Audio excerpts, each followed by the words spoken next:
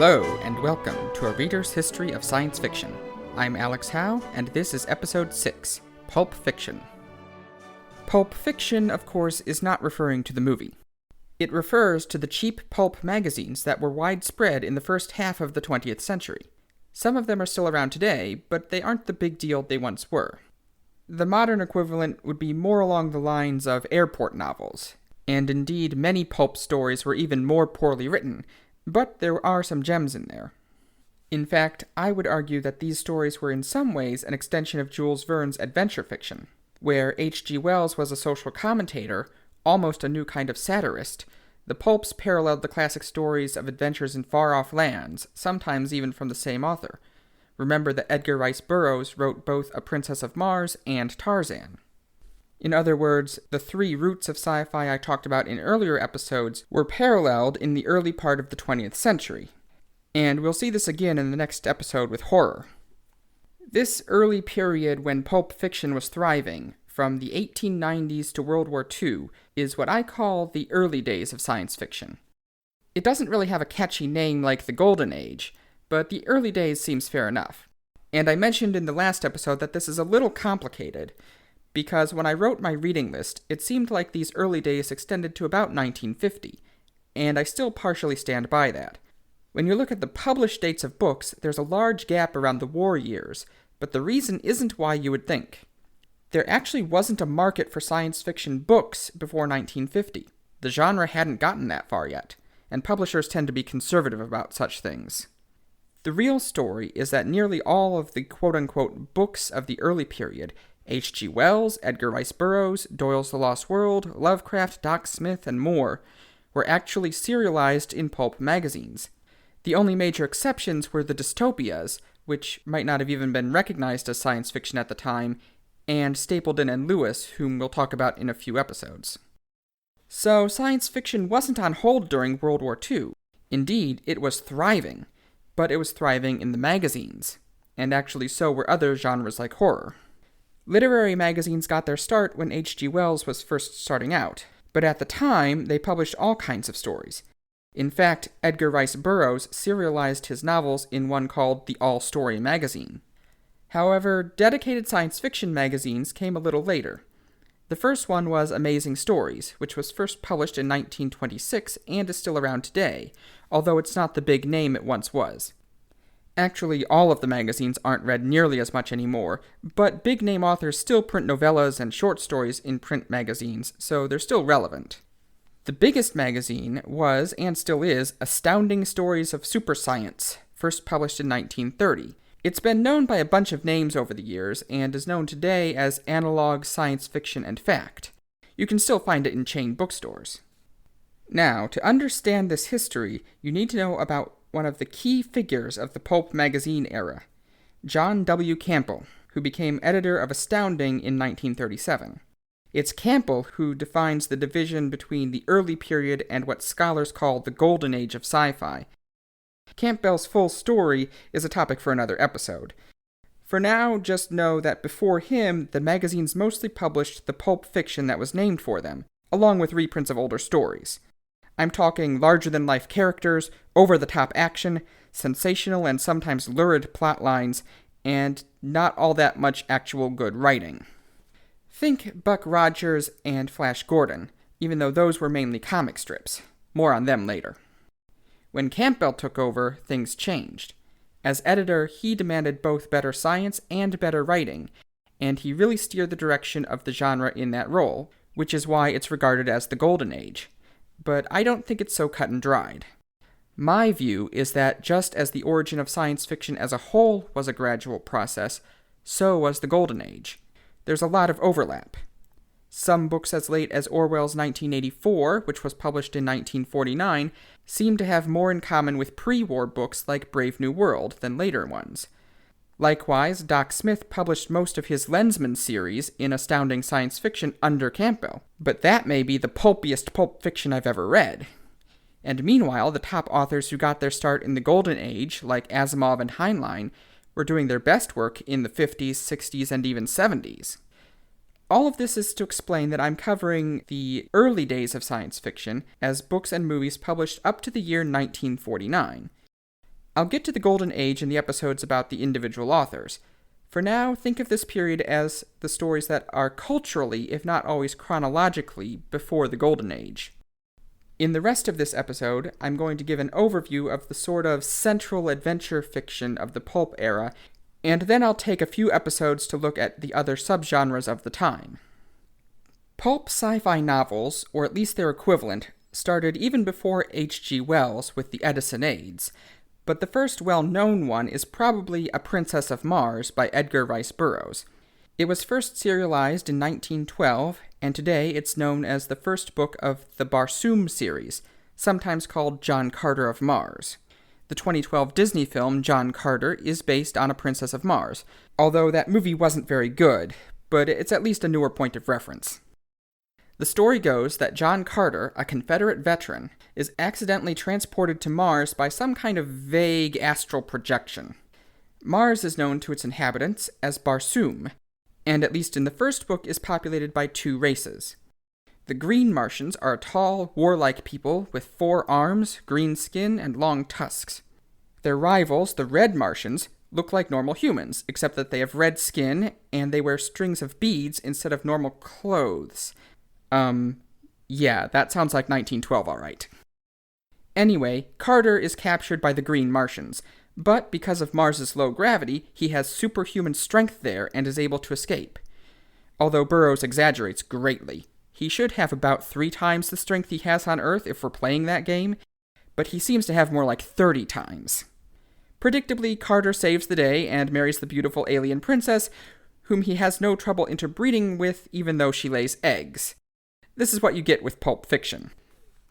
A more down-to-earth story, no pun intended, is Sir Arthur Conan Doyle's The Lost World, also from 1912. Not to be confused with Michael Crichton's sequel to Jurassic Park.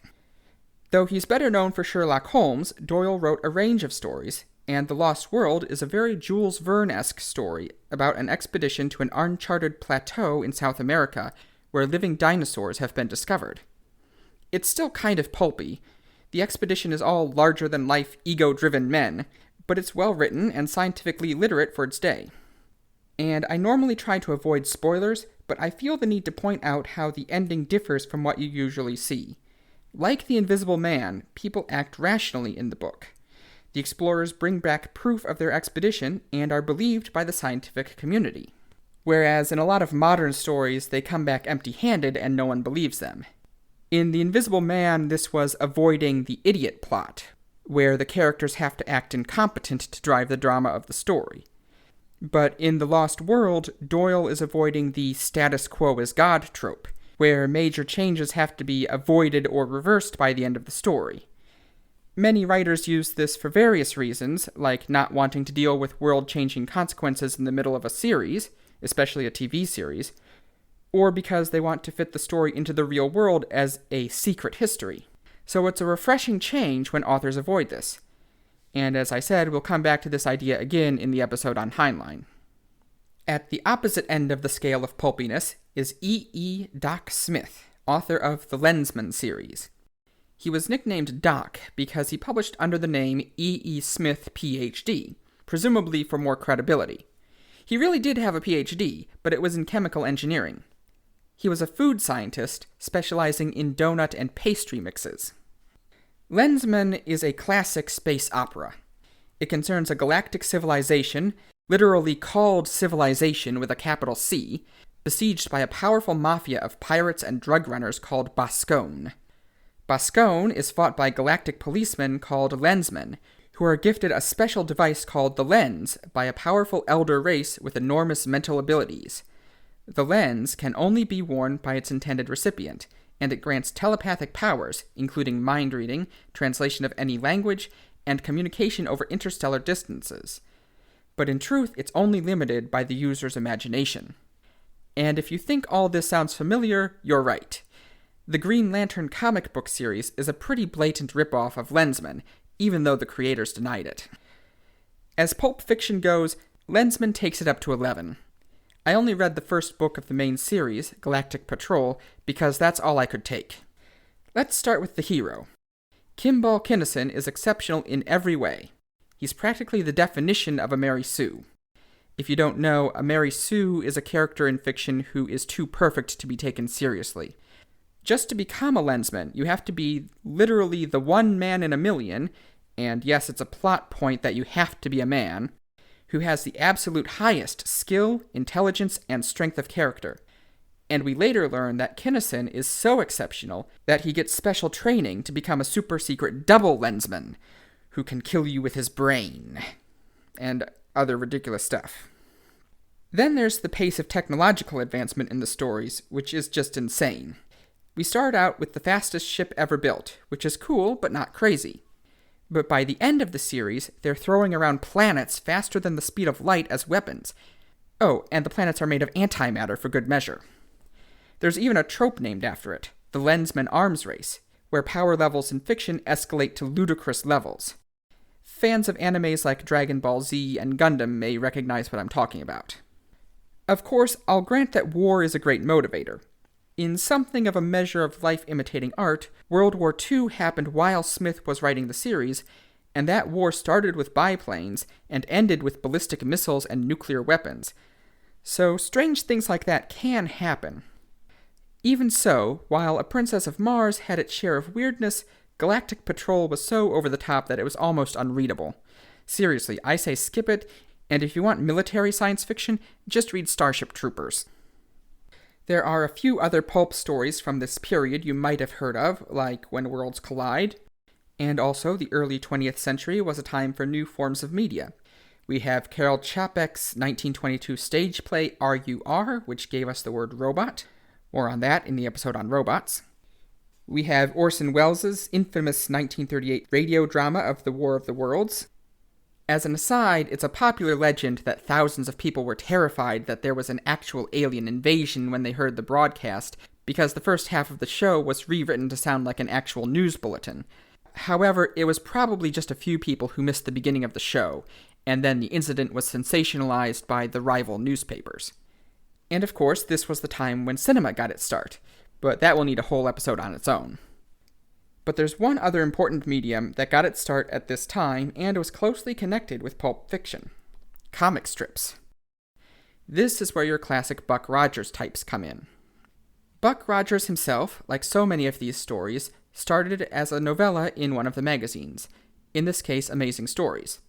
His first appearance was in 1928 with Armageddon 2419 AD by Philip Francis Nowlin, where his name was Anthony Rogers.